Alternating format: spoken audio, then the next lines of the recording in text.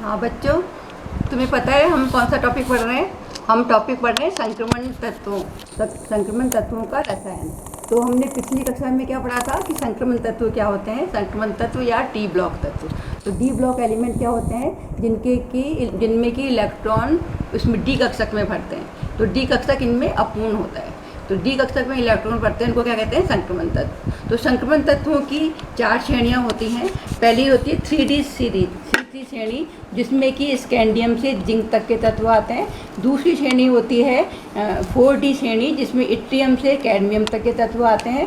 तृतीय श्रेणी होती है लैंथेनाइट वाली, लैंथेनम से लेके मरकरी तक के तत्व आते हैं, और इसके बीच में लैंथेनम सीरीज अलग से आती है। इसके अलावा चतुर्थ श्रेणी होती है 6D, जिसमें कि एक्टिनियम से अनबियम तक के तत्व आते हैं, और बीच में इनमें एक्टिनाइट सीरीज आती है। तो वो आवर्त सारणी में अलग स्थान रखती है। तो सबसे पहले हमने पढ़ा था स्कैंडियम से लेकर के जिंक तक। तो इसमें जो इलेक्ट्रॉनिक कॉन्फ़िगरेशन होता है, इसमें क्या होता है? आर्गोन के इलेक्ट्रॉनिक विन्यास के बाद में 3D में 1 से लेकर के 10 तक इलेक्ट्रॉन भरते हैं। इसमें जो हाफ फील्ड वाले जो होते हैं वो इनके एक्सेप्शन होते हैं, जिनमें कि डी में 5 होता है, मतलब हाफ फील्ड, और D10 होता है फुल फील्ड। उसमें इलेक्ट्रॉनिक कॉन्फ़िगरेशन में 4s में 1 इलेक्ट्रॉन होता है 2 की जगह। तो ये इनके अपवाद हैं। इसके बाद में जो द्वितीय संक्रमण श्रेणी होती है, उसमें क्या आते हैं? इट्रियम से लेकर कैडमियम तक के तत्व आते हैं। इनमें भी असंगत विन्यास होते हैं। असंगत विन्यास में जो सिर्फ हाफ फील्ड फुल फील्ड का पालन ही नहीं करते, इसके अलावा इनमें अंतर इलेक्ट्रॉनिक विन्यास, उसके कारण इनमें अंतर होता है, जो कि युग्मन के कारण होता है। तो ये द्वितीय संक्रमण श्रेणी होती है। इसके बाद में तृतीय और चतुर्थ संक्रमण श्रेणी होती है। तृतीय संक्रमण श्रेणी में लैंथेनम तथा हैफनियम से मरकरी तक के विन्यासित तत्व आते हैं। चतुर्थ संक्रमण श्रेणी का प्रथम तत्व क्या होता है? एक्टिनियम। और इसके बाद के जो 14 तत्व होते हैं, परमाणु क्रमांक 90 से लेकर 103, वो सब किस में आते हैं? एक्टिनाइट तक आते हैं, एक्टिनियम तक, जिनको कि आवर्त सारणी में अलग स्थान दिया गया है। तो सबसे पहले जो लैंथेनाइट सीरीज है, उसका जो परमाणु क्रमांक क्या होता है? 57। उसका जो इलेक्ट्रॉनिक कॉन्फ़िगरेशन क्या होता है? इलेक्ट्रॉनिक विन्यास जिनॉन 5D1 6s2। हैफनियम का क्या होता है? 4f14 5D2 6s2। इसी तरह से टेंटेनम का होता है 5D3 6s2। टंगस्टन का होता है 5D4 6s2। रीनियम का होता है 5D5 6s2।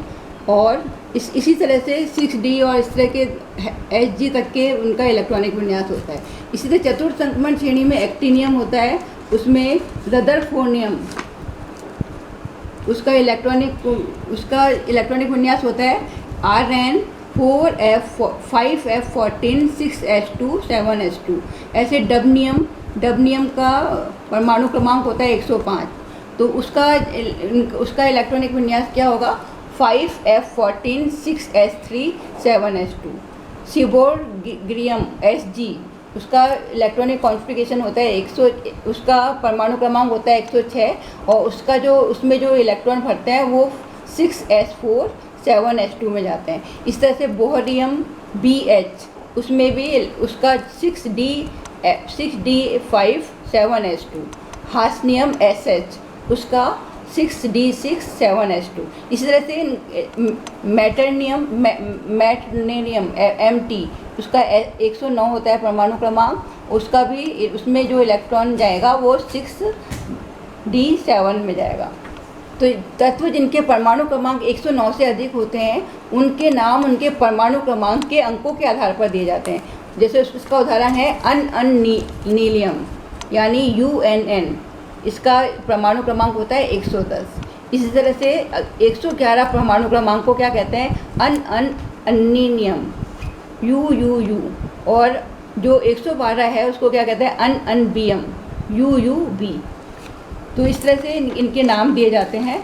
इसके बाद में क्या आता है कि संक्रमण तत्वों की प्रॉपर्टी। तो संक्रमण तत्वों की जो प्रॉपर्टी जो होती है, गुण, वो किसके आधार पे होते हैं? इनके आकार के आधार पर, अधिकतर जो इनके गुण होते हैं वो आकार पर निर्भर करते हैं, इनके साइज पर। और इनका जो साइज है वो किस पर निर्भर कर किस पर होता है? इनका साइज अधिकतर क्या होता है? कांस्टेंट होता है। कांस्टेंट क्यों होगा? क्योंकि एक आवर्त में, मतलब एक वर्ग में तो परमाणु क्रमांक बढ़ने पर वृद्धि होती है, पर इनके आवर्त में क्या होता है? कमी होनी चाहिए, पर ये अधिकतर कांस्टेंट रहते हैं, क्योंकि इसमें दो बल कार्य करते हैं। एक तो जो न्यूक्लियस है वो इलेक्ट्रॉन को आकर्षित करेगा, तो उससे आकार छोटा होगा, पर इसमें जो इलेक्ट्रॉन के मध्य प्रतिकर्षण होता है, उसके कारण ये जो आकर्षण बल है उसको बैलेंस कर लेता है। इसको क्या कहते हैं? परिरक्षण प्रभाव या शील्डिंग प्रभाव। तो शील्डिंग प्रभाव के कारण इनके जो आकार हैं रेडियाई, उसमें ज़्यादा अंतर नहीं होता।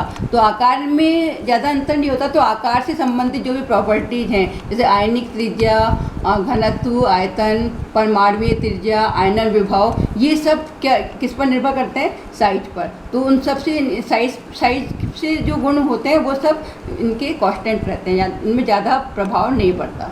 ठीक है, बहुत कम अंतर होता है इनमें। इनके जो गलनांक और कल्पनांक होते हैं वो बहुत उच्च होते हैं।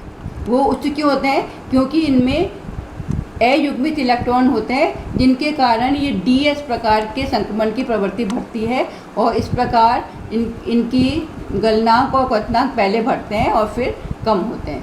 इस तरह से इनकी क्रियाशीलता क्या होती है? क्रियाशीलता इनकी कम होती है। ठीक है, तो ये सब इनकी प्रॉपर्टी है।